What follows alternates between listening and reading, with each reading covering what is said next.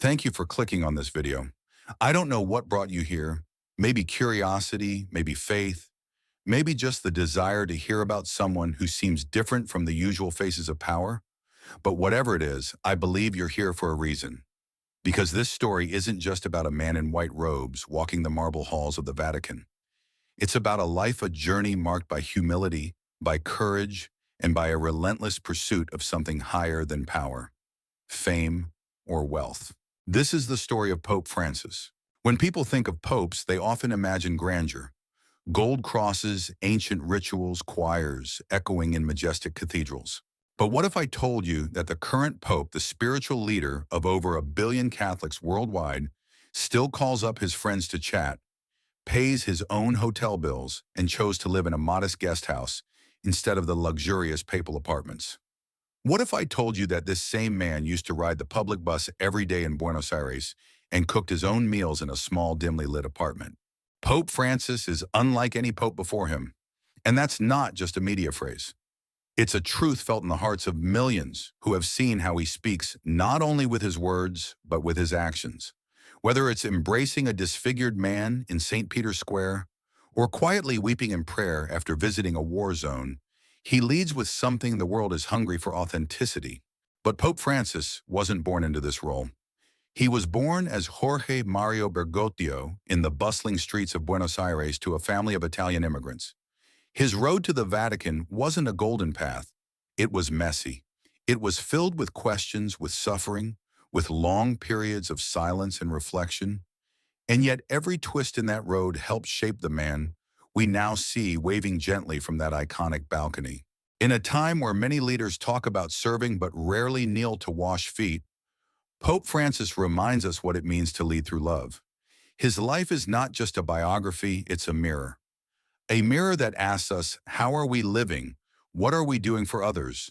And are we willing to be brave enough to change? So whether you're a person of faith or not, stay with me. Because the story you're about to hear is not just about religion.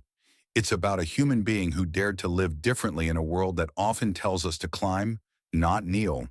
And in that difference, he became a voice of hope. Let's begin. Section 1. Center 41 to read bien. The boy from Buenos Aires. Long before the world knew him as Pope Francis, he was simply Jorge Mario Bergoglio, a boy running through the tree-lined streets of Flores, a modest neighborhood in Buenos Aires, Argentina. He was born on December 17, 1936, in a family that carried the weight of immigration and the hope of starting anew. His father Mario was a railway worker, quiet, reliable, a man of deep discipline. His mother, Regina, stayed at home raising 5 children with warmth and devotion.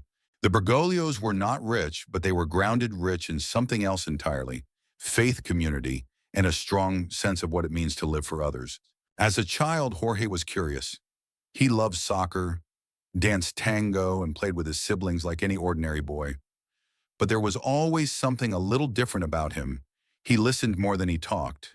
He observed not just with his eyes, but with his heart. That attentiveness, almost like a quiet spiritual radar, would define him for the rest of his life. At the age of 21, Jorge faced a life-threatening illness, severe pneumonia and cysts that resulted in the removal of part of one lung. It was a moment that shaped him forever. Facing his own fragility, staring into the uncertainty of whether he'd survive it, gave him a profound understanding of human suffering, a kind of compassion that cannot be taught, only experienced. He once said that he never forgot the kindness of the nurse who saved his life, who went against the doctor's orders to give him the right dosage of antibiotics. That moment stayed with him. Her courage became a quiet example of what it means to do the right thing, no matter the cost. In those early years, Jorge wasn't planning to be a priest. He studied chemistry and worked as a technician in a food laboratory. Science fascinated him. The process, the logic, the sense of cause and effect, it all appealed to his analytical mind. But something deeper kept stirring, a whisper that refused to go away, a longing for something more than formulas and beakers, something eternal. Section 2. A calling in the shadows. Sometimes the most important decisions in life are made in silence. Jorge Mario Bergoglio's decision to become a priest wasn't a lightning strike or a grand vision. It was quiet, gentle. It came after he passed by a church on his way to meet friends. and felt an urge to step inside. Something drew him in. He knelt, he prayed, and in that moment of stillness, he felt it a calling.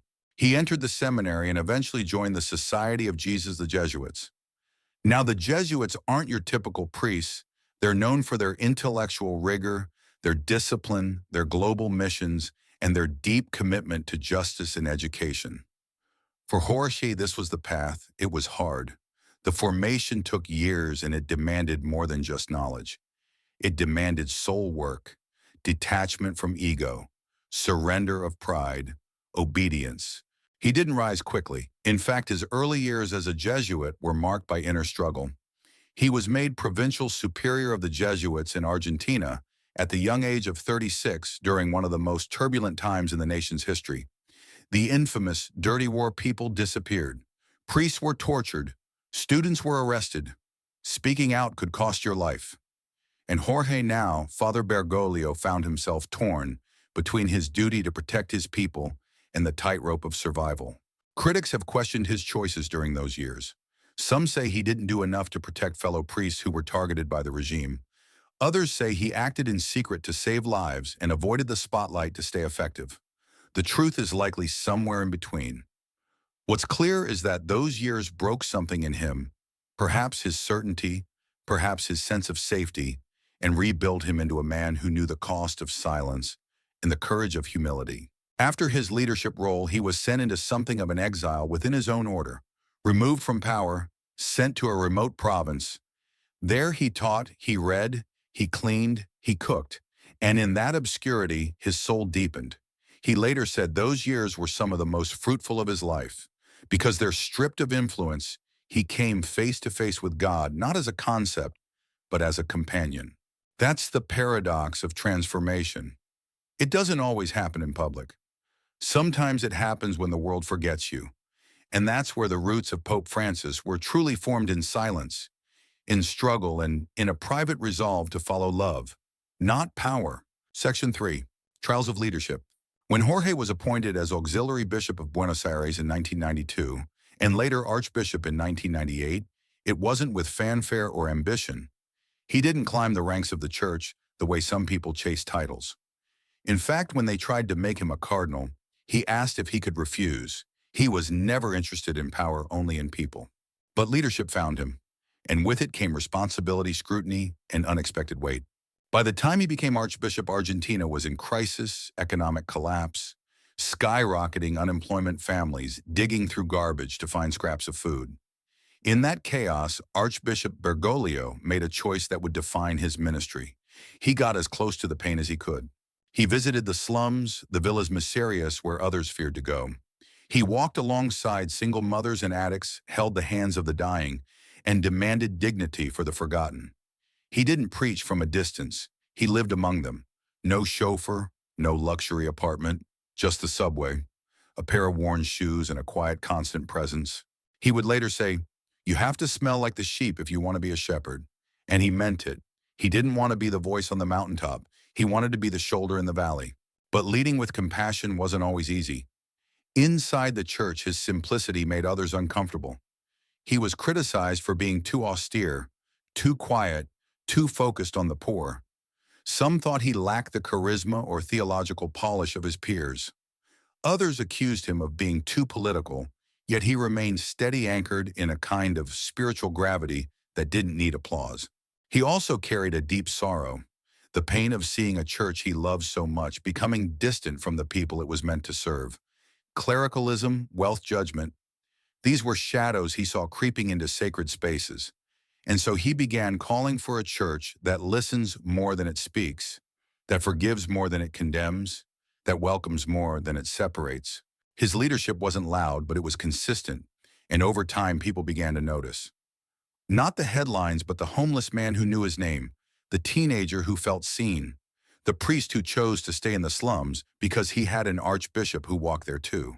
In a world obsessed with status, Jorge quietly kept lowering himself. And somehow in doing that, he kept rising, not in power, but in the hearts of the people. Section 4. The People's Archbishop. You could always tell where Archbishop Bergoglio had been. Not because of media coverage he avoided cameras, not because of crowds he didn't like attention, but because the people would talk about him afterward almost in a whisper, as if they had encountered something sacred. He didn't preach prosperity, he preached presence. When people were suffering, he didn't offer cliches, he listened, he didn't pretend to have all the answers. Instead, he shared in the questions. One story that captures who he was every Holy Thursday: while many bishops celebrated grand liturgies, Archbishop Bergoglio would quietly visit a prison, a hospital, or a slum and wash feet. Not symbolically, but actually, the feet of convicts, the elderly AIDS patients. He did it without press releases, without photographs, just him on his knees pouring water, holding feet, offering love.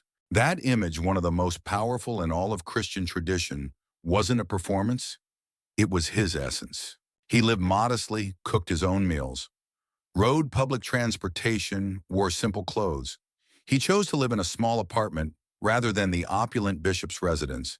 When asked why, he simply said, "I need to be with the people."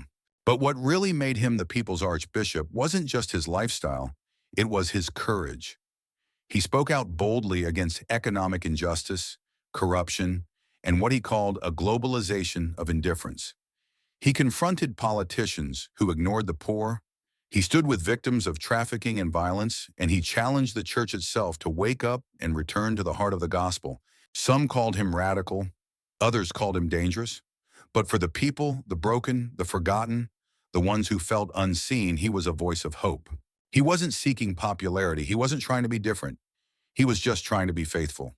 And that quiet faithfulness, day after day, year after year, was about to take him somewhere he never expected, somewhere he never wanted, somewhere that would shake the entire world. But he didn't know that yet. All he knew was that there was still work to do in Buenos Aires, still streets to walk, still hands to hold, still sheep to smell like. Section 5. The Unexpected Pope. On February 11, 2013, the world stopped for just a moment when Pope Benedict XVI announced his resignation. It was a decision so rare, so historic, that many didn't even know it was possible. For the first time in nearly 600 years, a living pope had stepped down. The Catholic Church, already facing immense challenges, suddenly found itself leaderless, and the eyes of the world turned toward Rome. Behind the scenes, a quiet cardinal from Argentina boarded a plane. Cardinal Jorge Mario Bergoglio, now in his mid-70s, had been to Rome.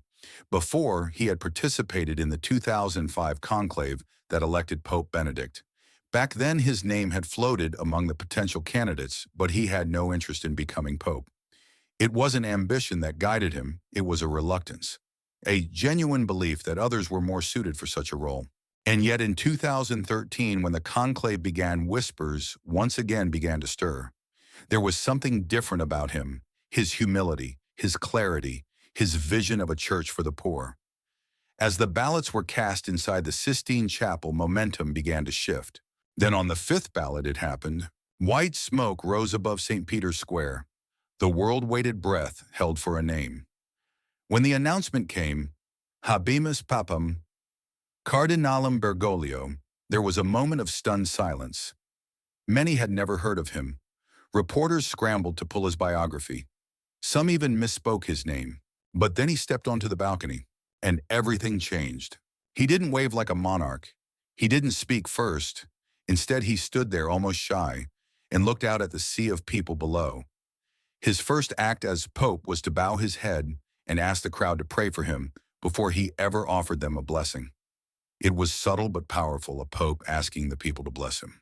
Then he spoke, "And now let us begin this journey, bishop and people together, not as ruler and subjects, but as fellow pilgrims, fellow humans." It was a different tone, a different spirit. Then came the name, Ormia. He had chosen to call himself Francis. No pope had ever taken that name before. When asked why, he said it was after St. Francis of Assisi, the man who gave up everything to serve the poor, who loved peace and creation, who rebuilt the church not with bricks, but with love. That choice sent a message not just to Catholics, but to the world. This would not be business as usual. From that moment on, he would be known simply as Pope Francis. And people began to feel something shift, not in policy, not in structure, but in heart. Section 6. A Pope for the People. From his first days in office, Pope Francis made one thing clear: He was not going to follow the script. When newly elected popes move into the Apostolic Palace, the grand residence above St. Peter's, it's a tradition, a rite of passage. But Francis declined. He chose to stay in a modest guest house called Casa Santa Marta. Simple room, no throne, just a bed, a desk, and a crucifix on the wall. He didn't want isolation. He wanted community. He wanted to eat in the cafeteria with the other priests, walk the halls, stay connected. That small act of simplicity sent shockwaves across the globe, and it was only the beginning. He replaced the gold cross around his neck with a plain iron one. He chose a modest vehicle over the Vatican limo. He personally called people who wrote him letters, not PR gestures, real phone calls handwritten, replies, unannounced visits. One day he even went to a local optician in Rome to fix his glasses. No entourage, no press, just a man in white waiting in line like everyone else. But it wasn't just his lifestyle that touched people. It was his heart. He spoke often of mercy, of a God who never tires of forgiving, of a church that needs to be more like a field hospital after battle, healing wounds, not deepening them. He urged priests and bishops to go to the peripheries, to the slums, the prisons, the margins, because in his words, real power is service. He embraced the disfigured. He kissed the feet of Muslim refugees. He visited war zones and wept with the broken. He refused to condemn people based on their past, their beliefs, or their identity. "Who am I to judge?" he famously said. When asked about gay priests, a phrase that would echo across cultures and headlines alike, not everyone agreed with him. He upset traditionalists. He made some uncomfortable. He was accused of being too political, too soft, too radical. But to the voiceless, to the ones who had felt left behind by institutions and dogma, he was a breath of grace. He called for compassion in a world tired of cruelty. He reminded people that faith isn't a weapon, it's a wound healer. And he kept challenging the church not to become something new, but to return to what it was always meant to be, a reflection of Christ. Pope Francis didn't just change how popes are seen. He changed what many thought was possible from leadership itself. And he did it not by force, but by love, not by shouting, but by showing. He became a pope for the people, not by declaring it, but by living it. Section 7. His writings and messages. Pope Francis doesn't just speak in gestures, he writes. And when he does, the world listens, not just Catholics, but economists, scientists, presidents, atheists, and students. His words reach beyond pulpits. They ripple through cultures. His first major document, Evangelii Gaudium. The joy of the gospel wasn't a dry theological text. It was a cry from the heart. In it, he spoke of a church that must go out, not stay locked behind its own walls. He called on Christians to rediscover joy, not comfort, not perfection, but joy as the core of their faith. It was a document full of fire and tenderness.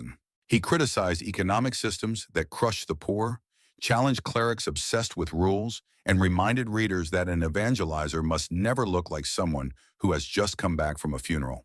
Then came Laudato Si, his groundbreaking encyclical on the environment. It wasn't just a letter to believers, it was a letter to humanity. In it, he didn't just cite scripture, he quoted poets, scientists, and even mystics. He talked about climate change, deforestation, pollution, and the cry of the earth as inseparable from the cry of the poor. He said something few leaders had the courage to say, that our crisis wasn't just ecological, it was moral. With Fratelli, Tutti, he went even further.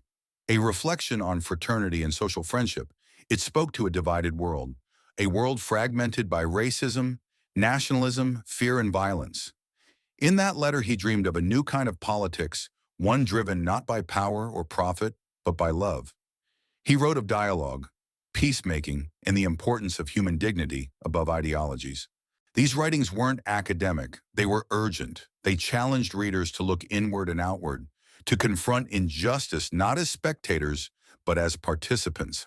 His words often surprised people. He criticized unbridled capitalism, calling it the dung of the devil. He warned against idolizing the market, and he lamented how people could care more about stock indexes than starving children. But his writings were never angry. They were prophetic. They didn't blame. They invited us to reconsider our priorities, to remember what matters most: mercy, tenderness, solidarity, hope. And maybe that's why his documents, though, written from the Vatican, feel like they were written from the streets. Because he never forgets where he came from, and he never forgets who he's writing for. Not just the powerful, but the poor, the broken, the seeking. Section date, facing storms and shadows. But even the most compassionate leaders are not immune to criticism. In fact, the more light one carries, the more sharply the shadows form behind them. Pope Francis's papacy has not been without its storms. Perhaps the most painful of them has been the ongoing crisis of sexual abuse within the Church. It is a wound that runs deep, a tragedy of trust, shattered of innocence, stolen. When Francis became Pope, this scandal had already scarred the institution. But people looked to him with hope, hope that he would bring justice, healing, and accountability. And he tried. He met with victims, listened to their stories, wept with them. He established new commissions. He changed laws. He defrocked abusive priests and punished bishops who covered up crimes. He gave blunt homilies, condemning the sickness of clericalism, the mindset that places image above truth. But he didn't get everything right. In some cases, he was slow to act. In others, he seemed to trust the wrong people. And those moments hurt, because people didn't just expect reforms from Francis, they expected moral courage. And when that courage seemed delayed, disappointment followed. He acknowledged those failures. He apologized, and he continued to work, often behind the scenes, to dismantle the structures that allowed abuse to be hidden for so long. And that wasn't the only shadow he faced. Inside the Church, powerful factions resisted him. Traditionalist groups accused him of weakening doctrine. They disliked his openness to dialogue, his soft tone on controversial issues, his criticisms of wealth and privilege. Some even accused him of heresy, a word not thrown lightly in Catholic circles. Outside the Church, political leaders took issue with his stance on refugees, migrants, and climate justice. He was called a Marxist, a socialist, a naive dreamer. Some world powers politely dismissed his calls for environmental reform. Others openly ridiculed his warnings about inequality. But through all of it, he stayed the course. He never responded with anger. He never retaliated. He kept speaking softly, moving humbly, holding to a truth deeper than approval. He said, "I prefer a church that is bruised, hurting, and dirty, because it has been out on the streets, rather than a church which is unhealthy from being confined." And that's the kind of leader he's been. Not perfect, but persistent, not protected, but present. He's not afraid of the shadows because he knows the world doesn't need perfect leaders, it needs honest ones. And maybe the most powerful thing about Pope Francis is this: he's not trying to look like a saint, he's trying to follow one. Section 9. Pilgrim of Peace. For most of history, popes ruled from the Vatican. Rarely leaving the grandeur of Rome, they led through encyclicals and audiences, addressing the world from the safety of their throne. But Pope Francis shattered that tradition, not with fanfare, but with footsteps. He became a pilgrim. Not a tourist, not a dignitary, a pilgrim. He walked into places no one expected a pope to go. Places wounded by war, by poverty, by silence. He carried no crown, just the weight of human suffering and a heart willing to be broken open. In 2015, he traveled to the Central African Republic, a country torn apart by religious violence. While others warned him against it, he insisted he entered a war zone, not as a political figure, but as a servant. There in a mosque surrounded by Christian-Muslim tension, he removed his shoes, stepped inside, and offered peace. He embraced imams, prayed alongside them, and reminded both communities of their shared dignity. It was dangerous. It was raw. It was Francis. In 2021, during the COVID-19 pandemic, he did something unimaginable. He visited Iraq, a land where bombs had fallen, where Christian churches had been reduced to rubble. He stood in Mosul in the ruins of a church blown apart by ISIS and prayed for victims of terror. He met with the Grand Ayatollah in Najaf, one of the most revered leaders in Shia Islam, and together they modeled a new kind of dialogue, one born of respect, not rivalry.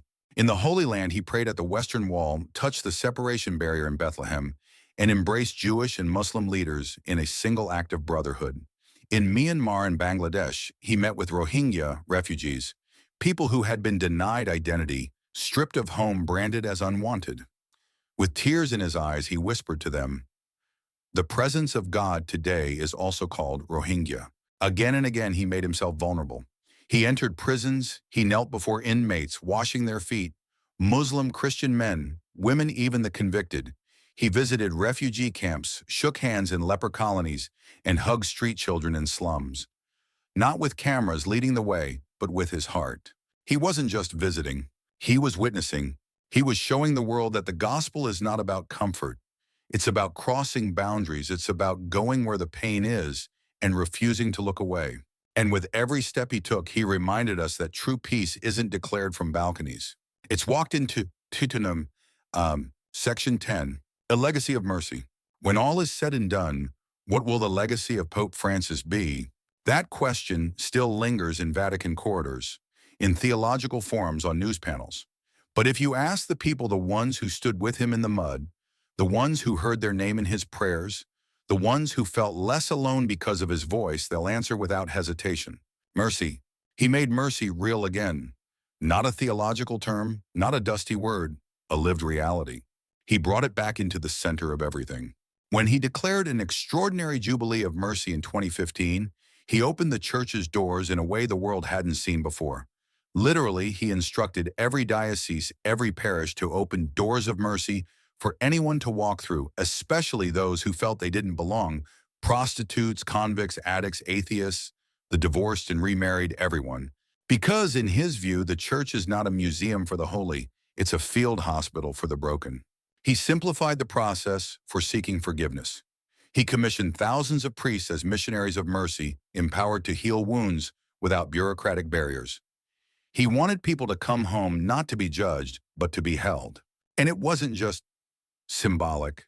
There are stories, so many stories, of people who returned to faith or simply returned to hope because of Pope Francis, a woman in Rome who hadn't entered a church in 30 years until she heard him speak about how God never tires of forgiving a gay man in Paraguay, who said, "For the first time, I feel like I'm not invisible to the church." An atheist writer who sat down with him in a casual interview and said afterward, "I don't believe in God, but I believe in him." That's legacy. Not buildings, not policy, not even theology. But hearts changed, wounds touched, bridges built. And perhaps most of all, a style of leadership that brought dignity back to those who felt discarded, not by rewriting doctrines, but by living them out loud. He reminded us that holiness isn't about being flawless. It's about being fully human and letting grace do the rest. That's the legacy Francis is writing, not with ink, but with acts of tenderness that echo long after the crowds disperse. Section 11, the heart behind the robes. Titles can be heavy. His Holiness, the Vicar of Christ, Supreme Pontiff. These are words that stretch high into the heavens. But if you were to sit down with Pope Francis over a simple cup of mate, Argentina's traditional drink, you'd find something surprising. You wouldn't find a man obsessed with titles. You'd find Jorge, the same Jorge who used to teach chemistry, the same Jorge who walked to work through the busy streets of Buenos Aires, the same Jorge who loved to dance the tango in his youth. He once admitted that if he hadn't become a priest, he might have been a teacher or a doctor or maybe even a librarian. The man behind the robes isn't made of marble. He's human, deeply human. He jokes with guards. He calls friends from his old neighborhood. He carries a worn black briefcase that he insists on holding himself full of homilies, notes, and a small rosary. When he travels, he doesn't ask for special treatment. He's been known to ride in a Fiat while others expect limousines. And when people speak to him with trembling reverence, he often says gently, "Call me Father." He prays every morning at 4:30 a.m., reads the Bible with deep emotion, and still carries a small, pocket-sized copy of the New Testament filled with scribbled notes and bookmarks. He loves poetry, especially by Argentine authors, and he has a deep respect for silence. "It is in silence," he once said, "that God speaks loudest." Though he's now in his late 80s, his spirit remains youthful, alive with wonder and sadness, hope and realism. He's had surgery, suffers from sciatica, and walks with a limp. Age has slowed him, but not softened his fire. He misses his family deeply. He once shared how the death of his grandmother Rosa shaped his faith. She taught him to pray, and her simple peasant-like devotion became his compass through storms. He has also spoken of loneliness, not just as Pope, but as a man. The solitude that comes with leadership, the inner battles that no one sees. He knows betrayal, he knows heartbreak, but he also knows joy, and he clings to it. Because for him, joy is not the absence of pain, it's the fruit of love that keeps going anyway. So when you see him on television waving from a window or offering Mass in St. Peter's Basilica, remember beneath the white cassock is a man who has cried in the dark, who has laughed with strangers, who still marvels at the beauty of life. He is not trying to be perfect. He's trying to be real. And that is what makes him holy. Section 12. What we can learn from Pope Francis. By now, you've heard the story, not just of a pope, but of a person. A man who rose not through ambition, but through surrender, who changed the world not with wealth or power, but by walking softly through its pain. And the question that lingers for us now is, what can we learn from his life? We can learn that greatness doesn't have to be loud, that sometimes the most radical thing you can do is to stay kind in a harsh world. That leadership isn't about control, it's about service. Washing feet, sitting with the broken, embracing what others fear. We can learn that simplicity is a form of resistance. In a world that tells us to chase more, own more, climb higher, Francis shows us another way. A way of downward mobility, of sharing meals with the poor, of letting go of comfort so someone else can feel seen. We can learn that faith isn't a fortress, it's a bridge. He taught us that being rooted in belief doesn't mean closing doors, it means opening hearts, listening, asking, embracing, and yes, even doubting sometimes, because doubt too can be holy if it brings us closer to compassion. We can learn that mistakes don't disqualify us, that silence doesn't mean absence, that forgiveness is a force more powerful than any army, and that the church, or any institution for that matter, is not defined by its walls, but by the love it dares to give. Pope Francis invites us to imagine a different kind of world, one where the poor are not forgotten, where enemies become neighbors, where the planet is not exploited but cherished, where religion becomes less about rules and more about relationship. And you don't have to be Catholic to hear that invitation. You just have to be human. So maybe the lesson isn't just about him. Maybe it's about us, about who we're becoming, about whether we're willing to live for something greater than ourselves. Because in the end, Pope Francis reminds us that holiness is not about escaping the world. It's about loving it, mess and all. Conclusion, thank you for walking this road with me. From the dusty streets of Buenos Aires to the halls of the Vatican, from the silence of exile to the roar of global expectation, we've traced the path of a man who never sought greatness, yet became great by refusing to look away from the world's wounds. Pope Francis didn't change the church by commanding it. He transformed it by embodying it. He reminded us that faith is not an ornament we wear on Sundays, but a path we walk with our sleeves rolled up and our hearts wide open. That mercy is not weakness, that simplicity is not smallness, that humility is not silence, it's strength, choosing to speak only when love calls. He has been misunderstood, praised, mocked, celebrated, resisted, but through it all, he has stayed rooted in something unshakable, a belief that God walks with the poor, the broken, the doubting, the seeking, that grace doesn't wait for perfection. It meets us in our imperfection and calls us to rise. You don't need to be Catholic to feel the weight of his witness. You don't need to understand doctrine to hear the language of tenderness. You just need to believe that kindness still matters, that hope still has power, that one life lived authentically can move the world closer to compassion. Pope Francis will one day leave this earth. His time in white robes will end. The cameras will turn away. The Vatican will move on. But the memory of who he was, the shepherd who walked instead of ruled, who bowed instead of climbed, who loved instead of judged, that memory will remain. And maybe that's the quiet miracle. That in a world full of noise, one man dared to whisper the gospel again, not in words alone, but in the way he lived. So as you return to your day, your world, your story, ask yourself, what kind of life do I want to live? What kind of love do I want to give? And who might I become if I chose mercy over might? Thank you for watching. May we all have the courage to walk humbly, love deeply, and be vessels of peace, just like the man they call Francis.